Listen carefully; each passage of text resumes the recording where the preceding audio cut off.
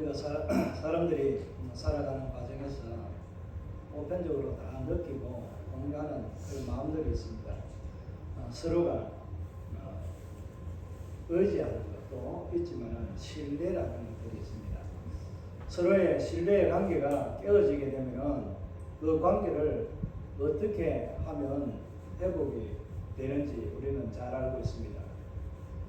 여러분은 여러분과 이웃들과 또 형제와 자녀들과의 관계가 한 번이라도 틀어져 본 적이 있습니까? 아니면은 틀어져 보지 않았다 할지라도 우리가 일반적으로 생각할 때는 그 틀어진 관계가 회복이 되려고 하면 어떻게 해야 될까요?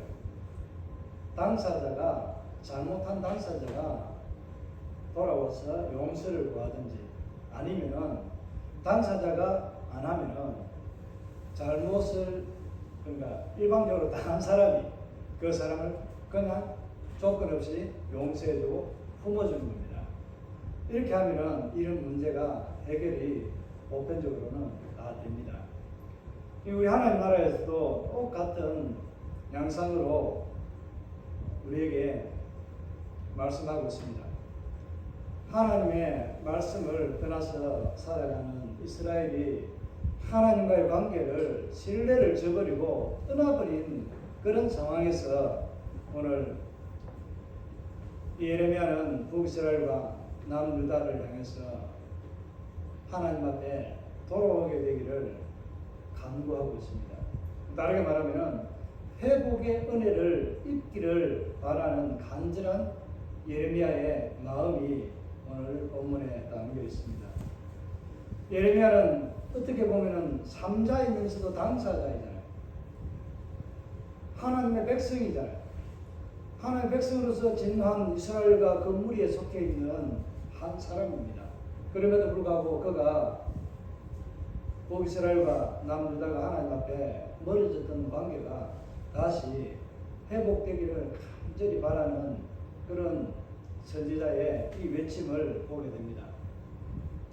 여러분이 만약에 이 예레미야처럼 어떻게 보면은 이 자리에 서가 있다면은 예레미야가 좀 자신의 생각이 좀 껄끄러울 것 같지 않습니까? 좀 애매하지 않습니까? 나도 동일한 죄인 중에 한 사람인데 내가 그것을 중재를 한다고 이렇게 가서 서가지고 이렇게 하는 거, 이 모양새가 좀 속된 말로 꼼새가 좀 안 나잖아요. 이 꼼새가 좀 나는 것 같습니다. 일반적으로는 이해가 안 갈 그런 상황이라고 볼 수 있습니다. 여기에는 또 선지자라는 특수한 상황이 있기 때문에 일반적인 것과 가지고는 적용을 그대로 하면 좀 이해가 안 갈 부분도 있습니다만 오늘 하나님께서는 당신을 떠나버린 이스라엘 향해서 뭐라고 말하고 있어요? 돌아오라고 그렇게 말하고 있습니다. 돌아오라. 그러니까 신뢰의 관계가 깨어졌는데 누가 이 신뢰의 관계를 끊었는지 잘 알고 있잖아요. 누가 끊었습니까? 하나님이 끊은 거예요? 아니면 이스라엘 백성들이 그 자매인 신분을 버리고 아버지를 떠나서 다른 데로 나간 거잖아요. 오늘 이 관계를 1절에서 6절까지는 부부 관계 속에서 일어난 이야기들을 하고 있고 또 6절에서부터 10절까지는 남유다와 북이스라엘의 그 관계 속에서 이들이 행하는 죄악이라고 할까요? 일부를 그렇게 소개하고 있습니다. 1절에서 6절까지의 내용을 보면 부부가 관계를 맺었습니다. 부부의 관계를 맺었습니다. 그리고 호적에 부부라는 혼인신고를 했습니다. 그런데 살다가 보니까 두 사람이 어떻게 했든지 간에 이혼을 하게 됐습니다. 이혼을 했는데 여자는 다른 또 남자와 함께 결혼을 하게 되고 또 이혼 서류가 아닌 결혼했다라는 그런 혼인 신고를 하게 됩니다. 또 그러다가 오늘 말씀을 보면은 이 여자가 또 다시 또 본 남자에게로 돌아온다는 이런 이야기를 하고 있습니다. 이런 이야기를 하면서 오늘 예레미야는 뭐라고 말하고 있는지 혹시 이야기가 내용이 어떻는지 한마디로 말하면 뭔지 알겠습니까? 우리나라 속된 말로 하면 콩가루 집어야 된다. 쑥대밭이 된다. 하나님 율법과 말씀 이런 것들은 온데간데 없고 하나님의 법이 없다는 것을 말씀합니다. 하나님은 정결하기를 원하고 거룩한 하나님의 당신의 백성들이 존재하기를 원합니다. 그런데 한 부부의 가정을 들어서 말하는데 이 여인이 이 남자 저 남자 갔다가 또 마음에 안 드니까 원래 고갈이 명간이라고 하는 이런 말이 있잖아요. 그것처럼 처음에 남편이 좀 낫네. 처음 남편 들고 내가 돌아가야 되겠네. 이런 생각을 하게 되는 이런 모습을 보게 됩니다. 여러분 이게 뭐 우리 현실적으로 가능할 것 같습니까? 뭐 가능하기는 할 것 같습니다. 요즘에 워낙 드라마도 이런 내용들이 뭐 희한하게만 잘 꼬아가지고 가니까 충분한 가능성 있는 이야기가 됩니다. 이것을 비유적으로 예레미야가 결혼 관계에서 그 신뢰 관계, 서로가 의지하는 그런 관계에서 모양새가 틀어진 것을 설명하기 위해서 이 부부 관계를 설명하고 있습니다. 이 율법에서는, 신명기 율법에서는 이런 것을 도저히 용납이 안 되는 거예요. 이혼하면 뭐 하는 거예요? 이혼 증서를 써주어서 그 사람이 간음죄 걸리지 않도록 해주는 게 모세 율법에 기록되어져 있습니다. 그런데 이혼할 때는 분명하게 이혼 증서를 써서 우리는 합법적인 부부가 아니라 이제는 서로가 남이다라는 것을 확실하게 전언을 써줍니다. 그죠? 저희 전서를 써주는 게 맞습니다. 그러나 반대로 우리가 이제는 합법한 부부가 되었습니다. 이렇게 말하는 것은 뭐예요? 하나님이 이 땅 가운데 허락하신 결혼제도, 남자와 여자라는 이 두 성이 하나가 되어서 한 몸이 되는 이 룰이라고 할까요? 이 법칙을 주신 겁니다. 그래서 우리는 부부가 하나가 된다라고 하는 표현을 씁니다. 세상 사람들은 뭐 우리가 이제 서로 결혼했다, 한 집에 산다, 뭐 한 입을 덮고 산다 이런 표현을 쓰고 할지 몰라도 우리 교회에서만큼 하나님 백성만큼은 하나라는 단어를 부부가 하나가 되었다, 한 몸이 되었다라는 이 말을 하는 게 얼마만큼 신비스러운지를 아셔야 됩니다.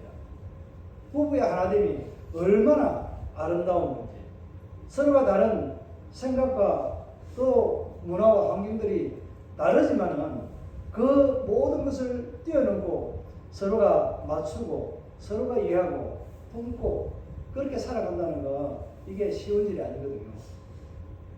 이게 우리 하나님과 이스라엘 백성들과의 관계에서도 동일하게 똑같은 모습으로 적용이 되고 있다는 사실입니다.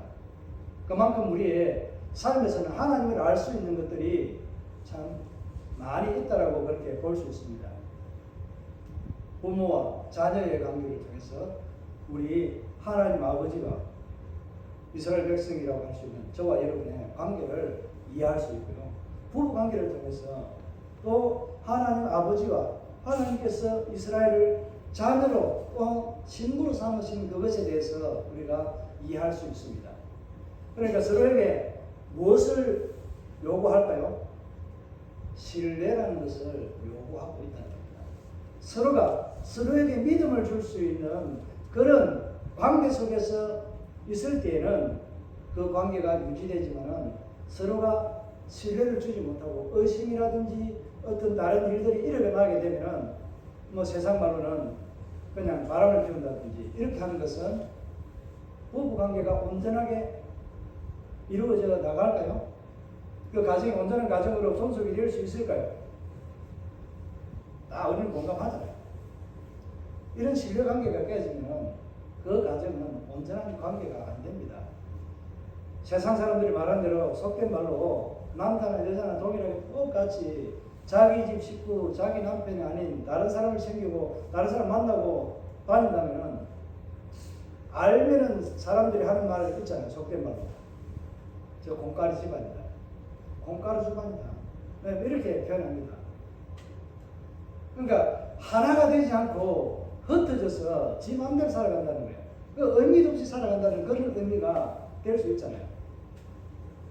오늘 2절과 9절을 보면은 이스라엘이 행음을 하였는데 돌과 산, 이 푸른 나무 밑에 높은 산 이런 데서 음행을 했던 장소, 그리고 우상을 섬겼던 장소를 소개합니다. 그런데 이 결과로 무엇이 어떻게 되었다라고 표현하고 있는지 한번 보면은 뭐 좀 이해할 수 있습니다. 여러분 이 말씀을 읽으면은 이해할 수도 있고 이해가 좀 안 갈 수도 있습니다. 뭐라고 말하고 있는지 2절과 9절 한번 마지막 한번 읽어볼까요? 2절 마지막 하반절 읽고 9절 또 하반절 한번 읽겠습니다. 자, 2절 마지막. 자, 나라와 사람 같아서 음란과 행악으로 이 땅을 더럽혔도다. 2절은 이렇습니다. 9절은 자, 행음함을 가볍게 여기고 행음하여 이 땅을 더럽혔거늘 이렇게 말하고 있습니다. 결과적으로 사람이 뭔가를 행동을 했는데 이 행동에 대해서 그 행음, 그러니까 부정을 행한 것에 대해서, 불의를 행한 것에 대해서 뭐라고 이야기해요? 땅이 더럽혀졌다고 말합니다. 이해가 가시나요, 이게? 일전에 제가 흙에 대해서 설교한 적이 있는데, 흙에는, 땅은 어떤 의미들이 담겨 있다고 했습니까?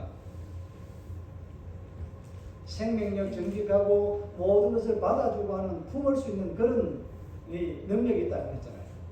그러니까 이 말을 다르게 말하면은 산과 들 이런 것들은, 나무 이런 것들은, 돌 이런 것들은 뭐예요? 푸름이 있고 이런 것들은 식물은 있지만 실질적으로 거기에는 생명이 존재할까요? 안 할까요? 영원한 생명이 없다는 거예요. 그런데 흙이라고 해서, 땅이라고 했을 때는 흙은 어떤 의미가 있을까요?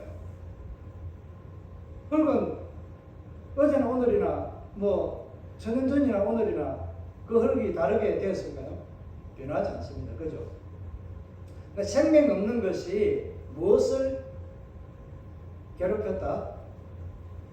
그 우상을 섬기는 그 우상으로 인해서 우상을 꽂아놓고 섬겼던 그 우상의 형상이든지 돌이든지 무엇이든지 이것이 그것을 지탱하고 있는 기본이 되는 뭐를 더럽힌 거예요? 땅을 더럽혔다는 말입니다. 다르게 말하면 생명을 더럽혔다라고 말하는 거예요. 이것을 이제 우리 그대로 적용하면 어떤 의미가 될까요? 우리에게는 사실 생명이 없잖아요. 예수 안에 생명이 있잖아요. 예수 안에 있는 생명이 우리 안에 들어왔는데 우리가 예수 안에 있는 생명을 버리고 세상 길로 다른 것으로 갔어요. 다른 것으로 갔는데 그곳에서 없는 생명을 달라 복달하고 그렇게 애걸복걸 하다가 이 결과적으로 보니까 예수 생명을 뭐 한 거예요? 예수 생명을 흠집내고 예수 생명에 구원이 없다? 있나 없나? 예수만이 구원이 있나? 다른 길에도 다른 종교에도 구원이 있다? 이런 말을 하는 것과 똑같은 의미가 되는 거예요. 하나님을 떠나서 이방신들을 향해서 나가는 이 배교의 행위가 하나님 앞에 땅을 더럽힌 것과 똑같은 형국입니다. 앞에 말씀드린 것처럼 부부관계에서 남편과 아내가 서로가 여자들이 바람난 걸 많이 이야기해서 그런데 남편이 바람을 놨다 칩시다. 바람이 나가지고 여자가 그러면 아내가 남편을 보고 가만히 있겠어요? 얼굴을 11차선 고속도로를 내든지 이런 뭔가를 하고 싶은 마음이 안 들겠어요? 이게 흠집을 내는 그 비유가 그러니까 11차선 이렇게 확 긁어버리고 싶어하는 이런 흔적을 내고 싶어하는 이런 마음의 흔적이 바로 땅을 더럽혔다 하는 그런 의미로 받아들이시면 됩니다. 무슨 말인지 이해가시죠? 우리의 모든 행위가 신뢰를 깨게 되면 나를 신뢰해주는 그 사람에게 무엇을 준다? 상처를 주게 된다. 우리 하나님 앞에 하나님 상처받는 분입니까? 그건 아니잖아요. 그럼에도 불구하고 오늘 말씀 쭉 보면은 하나님 여전히 집 나간 자식이 돌아오기를 기다리는 그 탕자의 마음을 기르듯이 우리 하나님도 동일하게 똑같습니다. 이 호세아를 통해서도 그렇게 말하잖아요. 이제 내 백성이 아닌데 이 긍휼이 없다 이렇게 내 자녀가 아니다 이렇게 말하고 있는 그 자녀를 놓으면서 이스라엘 향해서 하나님이 너희들에게 이런 메시지를 준다. 돌아오라 내가 사랑한다. 그렇게 말하잖아요. 하나님께서는 신뢰를 잃은 자가 돌아오게 되면 어떻게 하시겠다고 말씀하고 있습니다. 이제 11절부터 이제 그 말씀을 하고 있습니다. 하나님께서는 돌아오라고 말합니다. 돌아오면은 내 얼굴에 있는 내 진노에 이 얼굴빛을 너희를 향해서 계속해서 들이대지 않고 그것을 숨기고 내가 감추겠다고 그렇게 말씀합니다. 그럼 돌아오기만 하면은 하나님께서는 그 진노에 막대기를 거두시겠다라고 말씀합니다. 여러분, 얼마나 하나님은 자비하고 은혜가 많으신 하나님이신지 이해가 가시네요. 여러분 같으면 돌아오면은 저도 똑같아요. 잘못했다 하면 물론 매 맞기 싫어서 혼나기 싫어서 잘못했습니다 이렇게 하는 것도 있지만은 맞잖아요. 뭐 집사님은 아버님에게 목사님에게 그런 혼 한 번도 안 났나요? 모면하기 위해서는 죄송한데 이게 설교 중에 우리 애 하는 놈이 참 연기를 했으면 너무 잘해요. 옆에서 딱 보더니 말하는 옆에 아는 집사님 저기 연기하고 있더라고. 나도 알고 앉아 있는데 워낙에 들키는 연기를 하고 앉아 있는 거예요. 혼나기 싫어가지고 내 맞는 게 싫어가지고. 예. 이게 바로 우리 사람들의 마음이거든요. 그러면은 바로 용서 안 해주고 조금 더 다짐을 하고 이렇게 해서 용서해 주는 게 일반적으로 부모의 이 훈계의 방법이잖아요. 왜냐하면 이 죄에 대한 심각성도 좀 더 깊이 심어주기도 하고 그런 일에 다시는 빠지지 말라고 하는 그런 측면에서 사랑으로 품어주고 용서한다는 것을 보여주는 거잖아요. 우리 하나님이 똑같이 그냥 오늘 이 마음을 알면은 그냥 이 메시지 들을 필요도 없어요, 사실은. 11절, 12절을 한번 읽어보고 또 말씀 또 들어가겠습니다. 11절, 12절입니다. 자, 시작. 여호와께서 내게 이르시되 배역한 이스라엘은 반역한 유다보다 자신이 더 의로움이 나타나니 너는 가서 북을 향하여 이 말을 선포하여 이르라. 여호와께서 이르시되 배역한 이스라엘아 돌아오라. 나는 나의 노한 얼굴을 너희에게로 향하지 아니하리라. 나는 긍휼이 있는 자라 노를 한없이 품지 아니하느니라. 여호와의 말씀이니라. 아멘. 제가 좀 전에 설명드린 겁니다. 근데 11절에 보면은 좀 희한한 표현이 있잖아요. 여러분, 북이스라엘이 좀 더 어려운 것 같습니까? 아니면 남유다가 좀 더 어려운 것 같습니까? 여러분이 볼 때 성경을 그냥 여러분이 아는 지식으로 봤을 때는 어떠한 것 같습니까? 오히려 북이스라엘이 좀 더 나쁜 것 같잖아요. 일찍 망하고 하나님을 떠나버리고 우상으로 섬기고 산당도 세워가지고 그곳에 하나님을 떠나가 섬기지 못하도록 예루살렘에 가는 것을 방해하고 못 가게 단을 만들어가지고 거기서 제단을 쌓아서 하나님 앞에 번제를 드리도록 하고 이렇게 하는 하나님의 길로 가는 것을 막아버리는 게 북이스라엘의 행위입니다. 그러니까 북이스라엘이 그냥 볼 때는 조금 더 나쁜 것 같은데 오늘 표현엔 예레미야가 북이스라엘이 좀 더 낫다라고 이야기합니다. 의로움이 있다라고 표현합니다. 이유는 한 가지입니다.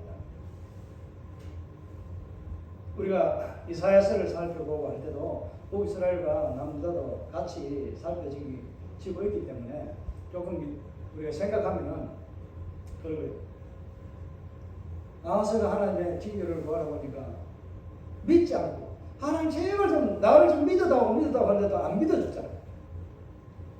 그런 거예요. 유다는 하나님을 신뢰하지 않고 하나님을 더 멀리하고 북이스라엘은 하나님을 신뢰하지 않지만은 이런 자고한 마음들은 없다는 거예요. 그러니까 하나님이 매를 들고 때릴 때는 그냥 맞는 게 북이스라엘이라면 유다는 어떻게 하는 거예요?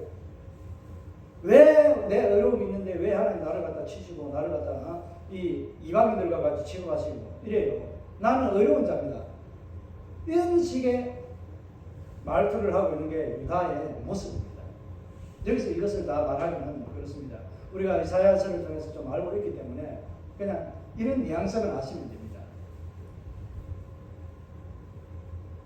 그들의 삶은 하나님을 안다라고 이야기하면서 하나님에 대해서 하나님의 법에 대해서, 하나님의 말씀에 대해서 전혀 상관없는 삶을 살고 있는 이 모습이 바로 유다의 현실입니다. 그래서 이것을 하나님보다 뭐가 더 우선인 거예요? 자기 생각이나 자기 삶의 어떤 욕망이 더 우선인 거예요. 하나님 율법은 온데간데 없는 거예요. 이 시대도 똑같습니다. 이 시대도 똑같다. 우리가 하나님의 말씀으로 세상의 창을 봐야 되는데, 그리스도인들은 기독교 세계관이라는 이 창이 있습니다. 말씀이 세상을 보는 창이 되어야 되는데, 예수 그리스도 하나님이 세상을 보는 이 창의 틀이 되어야 되는데, 기준이 되어야 되는데, 하나님을 보는 기준이 내 생각과 내 사상이 이것을 보게 되는 기준이 되면 신앙은 엉뚱한 방향으로 흘러갑니다. 유다가 똑같은 모습으로 하나님 앞에 배역한 그런 족속이 됩니다. 배역한 것도 있지만 매역한 것은 매도잖아요. 하나님을 떠나버립니다. 배역은 악을 행하는 것이지만 악을 행하고 하나님을 떠난 자들의 이 모습이 바로 유다의 모습이거든요. 이 시대가 똑같습니다. 서로가 다 하나님 앞에서 믿음을 살아간다는 말들을 하지만 동일하게 똑같은 모양으로 그렇게 살아가고 있습니다. 그래서 하나님 앞에 신뢰를 잃었던 것을 회복하기 위해서는 돌아와야 된다는 것을 말씀을 드렸습니다. 그래서 북이스라엘보다는 유다가 더 뭐하다고요? 악하다는 표현을 쓰고 있습니다. 이 모습이 바로 오늘 저와 여러분에게서 세상이 보는 눈은 우리를 어떻게 보고 있는지 모르지만 우리는 하나님 우리를 보는 눈은 누구라고 생각해야 될까요? 여러분 북이스라엘입니까? 저는 남유다라고 생각합니다. 우리의 자신을 돌아보면서 우리는 유다와 같이 남유다와 같은 그렇게 매역한 존재라는 것을 생각하면서 오늘 이 시간도 하나님 앞에 돌아가는 삶의 은혜를 회복하시기를 바랍니다. 여러분 죄지었다고 해서 돌아가는 것이 아니라 하나님 말씀에 좀 더 가까이 새롭게 더 다시 매일매일 돌아서는 그런 모습으로 돌아가자는 말씀으로 그렇게 비유적으로 말씀을 드린 겁니다. 우리가 내 자신을 유다와 같이 더 해역한 존재로 여기는 이 모습이 바로 거울이 말씀이 나에게 거울이 되기를 주의 이름으로 다시 한번 축복합니다. 자, 이 일들이 있었을 때에는 요시야 때 이런 일들이 있었다고 기록해 놓고 있습니다. 그런데 하나님께서는 돌아오는 그들에게는 12절을 보면 뭐 하시겠다고요? 그들에게 진노의 칼날을, 진노의 낯빛을 계속해서 들이대지 아니하고 그것을 감추고 숨기겠다고, 그렇게 이 진노를 거두어 가시겠다고 말씀하고 있습니다. 어떻게 하기를 원할까요? 어떻게 하면 이 진노의 얼굴, 진노의 막대기와 잔을 피할 수 있을까요? 하나님 거두실 수 있을까요? 오늘 본문에 그 답이 있습니다. 13절에 보면 하나님 앞에 우리가 어떻게 하면 이 하나님의 진노의 잔을 우리가 맞지 않고, 이 진노의 잔을 마시지 않고, 이 진노의 채찍을 맞지 않고 지나갈 수 있는 길이 있습니다. 세 가지를 말하고 있습니다. 그러니까 한 가지인데 그 방법 중에서 세 가지를 말하고 있다는 거예요. 뭐라고 말하고 있는지 혹시 답을 찾았습니까? 자, 우리 한번 자복하라고. 오직 내 죄를 말하고 했어요. 내 죄를 자복하고 내가 지은 죄가 중하다. 나는 이런 죄입니다라고 하는 것을 고백하라는 거예요. 누구에게? 하나님께 돌아와서 고백하면은 하나님께서는 그 진노의 모든 것을 거두어 가시고 뭘 주시겠다는 거예요? 복을 주시겠다라고 약속하고 있습니다. 13절에서 이제 말씀하고 있는 것들을 보면서 14절, 15절을 보면은 이 하나님께서 어떻게 이스라엘 백성들에게 자복하는 그들에게 어떻게 하시겠다라고 하는지 말씀을 보면은 14절, 15절을 보면은 잘 알 수 있습니다. 하나님께서는 자복하고 회개하고 돌아서는 자에게 두 가지 은혜의 복을 주시겠다라고 말씀하고 있습니다. 한번 14절, 15절 한번 읽어볼까요? 여호와의 말씀이니라. 매역한 자식들아 돌아오라. 나는 너희 남편이니라. 내가 너희를 성읍에서 하나와 족속 중에서 둘을 택하여 너희를 시온으로 데려오겠고 내가 또 내 마음에 합한 목자들을 너희에게 주리니 그들이 지식과 명철로 너희를 양육하리라. 아멘. 하나님께 회개하고 돌아오는 자들에게는 하나님께서 어떻게 하시겠다는 거예요? 하나님이 선택해 준다는 거예요. 하나님 돌아오는 자를 하나님 택하신다는 거예요. 이 택한 것은 우리가 하나님의 선택, 우리 구원의 서정에서 말하고 있는 그것과는 조금 다른 의미에서 보시면 됩니다. 그러니까 하나님의 선택을 받는 것은, 하나님의 택함을 받는 것은 내가 그 앞에 나아가야만이 택함을 받는다는 거예요. 회개하고 자복하는 심령으로 하나님 앞에 나온 그를 하나님이 뭐하시면 받아들인다. 받아들여서 어디를 데려간다고요? 예루살렘 시온으로 데리고, 하나님의 보좌가 있는 곳, 하나님의 나라가 있는 곳에 그를 데리고 가겠다고 말씀하고 있습니다. 이게 어떻게 보면은 예레미야에서 말하고 있는 천년왕국과 같은 하늘나라에 관련된 이 내용을 담고 있습니다.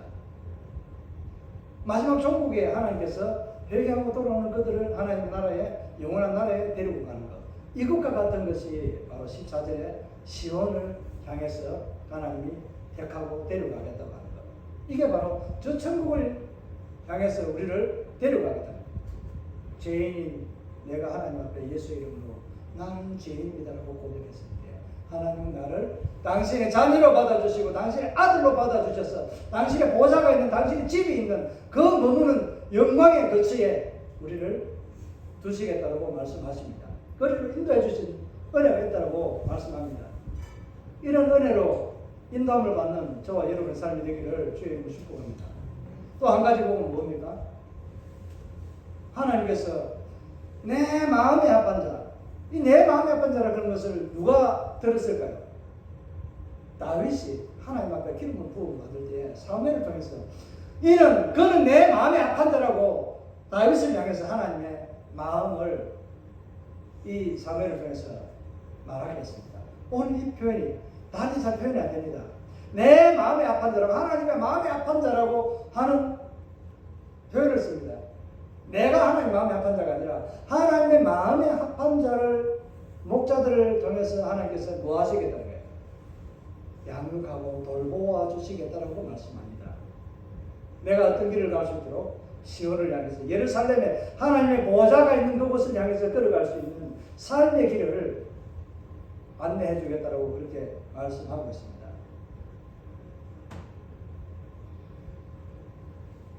첫 번째는 내 마음에 합한 자가 할 일은 뭘까요? 지식입니다. 지식으로. 또 하나는 명철입니다. 지식과 명철은 두 개가 이 의미가 비슷하게 같이 사용되는 경우가 참 많이 있습니다. 그러니까 지식은 우리가 사무엘상 2장 3절에 보면은 하나님은 어떤 하나님이라고 말씀하고 있는지 지혜와 지식의 하나님이라고 표현하고 있습니다. 그럼 시편 73편 11절에서도 그는 지존하신 하나님은 지식의 하나님, 그런 하나님이라고 말씀하고 있습니다. 그런데 그 하나님을 향해서 가면은 지혜와 지식이 있는 그것으로 인해서 우리가 살 길이 열리지만은, 그러나 그 하나님을 알지 못한 하나님의 마음에 합한 자가 우리에게 이것을 깨닫게 하고 가르쳐 주지 아니하면 우리는 어떤 자가 될까요? 호세아가 말하는 이 4장 1절과 6절에서 말하고 있는 것처럼 하나님의 백성이, 내 백성이 지식이 없어서 망한다라고 말씀합니다. 이 지식은 무엇일까요? 하나님을 아는 지식. 다르게 말하면 하나님을 경험해서 아는 것입니다. 여러분, 하나님을 경험해서 아는 자입니까? 그렇다면 여러분은 하나님의 마음에 합한 자의 양육을 받는 복된 자라는 것을 꼭 기억하시기 바랍니다. 명철은 하나님께서 통치하는 행위의 방법이기 때문에 다른 특별한 설명을 말씀을 드리지 않겠습니다. 예레미야 23장 이후에 보면은 명철로 이런 것들을 말씀하고 있기는 한데 여기에 대해서는 오늘 시간이 없기 때문에 말씀을 드리지는 않겠습니다. 명철과 지식은 거의 세트로 가는 단어라고 그렇게 보시면 됩니다. 저와 여러분이 하나님 아는 지식으로 인해서 건강하고 부하고 잘되고 형통한 삶이 되기를 주의 이름으로 축복합니다. 그렇게 하기 위해서는 이 두 가지 복을 받기 위해서는 오늘 13절에서 말씀하고 있는 것처럼 뭐 해야 돼요? 자복해야 됩니다. 내 죄를 고백해야 됩니다. 내 죄를 고백하는 것이 무엇일까요? 첫 번째는 1절에서도 비유적으로 말씀하고 있지만 13절에 앞에서 말하고 있는 것, 하나님을 배역한다. 하나님을 배교하고 떠난 것에 대해서 회개해야 됩니다. 그러니까 내가 더 사랑하는 것이 무엇이냐? 하나님보다 더 사랑하는 것, 돈을 더 사랑하거나 자녀를 더 사랑하면은 이것을 하나님을 떠난 것과 배교한 것과 똑같습니다. 이것을 회개해야 됩니다. 또 하나는 무엇일까요? 오늘 하나님의 말씀을 뭐한 거예요? 듣지 않은 거예요. 듣지 않는 것은 뭐예요? 내가 하나님의 말씀, 성경을 읽지 않았고, 내가 설교를 들었음에도 불구하고 내게 하나님이 주시는 메시지라고 받아들이지 않는 이것이 바로 하나님의 말씀을 듣지 않은 것이라고 그렇게 말할 수 있습니다. 여러분, 하나님의 음성을 듣기를 주의 이름으로 축복합니다. 하나님의 음성에 귀 기울이시기를 부탁드립니다. 하나는 무엇일까요?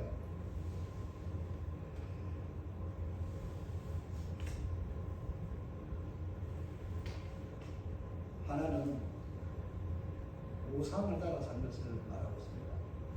그러니까 배교한 것과는 좀 다르지만, 그러니까 그 삶이 하나님이 떠난 것까지는 좋은데 불신앙으로 살아가는 것은 괜찮았는데 산과 들의 나무 이런 것에 대해서 가서 복 달라고 하나님처럼 내게 무언가를 이루어달라고 빌고 이렇게 했던 거예요. 우상을 따라 살아갔던 삶. 이 삶을 회개하면 하나님께서는 이 두 가지의 복을 누리도록 우리에게 해주시겠다라고 말씀하고 있습니다. 이게 이제 나머지 이후에 있는 말씀들이 이것을 증거해 줍니다. 그럼 우리는 하나님께로 어떻게 해야 될까요? 돌아가야 됩니다. 오늘 이 시간도 돌아가야 되고 내일 이 시간도 돌아가야 되고 계속해서 우리는 하나님 앞으로 돌아가야 됩니다.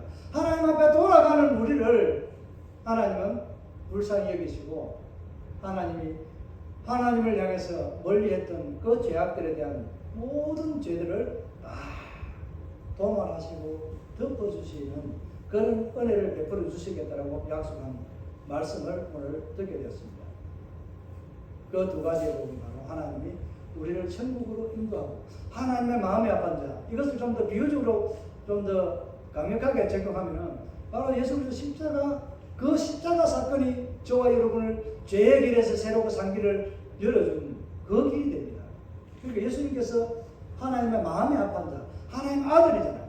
그분이 우리를 지혜와 지식으로, 명칭으로, 모략으로 우리를 인도해 주시는 하나님이시라는 것을 간접적으로 보여주고 있습니다. 오늘 저와 여러분이 하나님의 말씀에 마음의 합한 자가 되어서 정말 하나님의 영광을 드러낼 수 있는 그런 믿음의 삶의 길에 돌아가는 삶이 되기를 주 예수 그리스도의 이름으로 축복합니다. 말씀을 생각하면서 우리 한번 하나님 앞에